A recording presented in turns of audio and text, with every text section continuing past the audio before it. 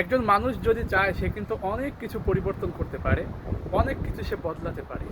এই ধরেন আপনি সিদ্ধান্ত নিয়েছেন যে আপনি একজন ডাক্তার হবেন। It's totally possible. কারণ সিদ্ধান্ত আপনার। আপনি সিদ্ধান্ত যদি পরিবর্তন করতে চান যে না আমি একজন ব্যাংকার হব, ইটস অলসো পসিবল। কিন্তু একটা জিনিস কখনো কিন্তু পরিবর্তন করা সম্ভব নয়। কারণ এটি কোনো মানুষের হাতে থাকে না। সেটি হচ্ছে আমাদের নিয়তি, আমাদের ভাগ্য।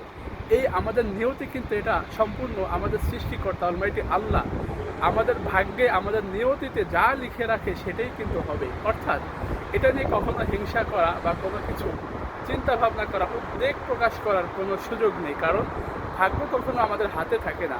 যার কারণে এই ভাগ্য আমাদের পক্ষে কোনোভাবেই পরিবর্তন করা সম্ভব হয় না। আমাদের ভাগ্যে যাই আছে তাই হবে এবং সেটা নিয়েই হচ্ছে আমাদের সন্তুষ্ট থাকতে হবে। এটাই হচ্ছে আমাদের বিধান।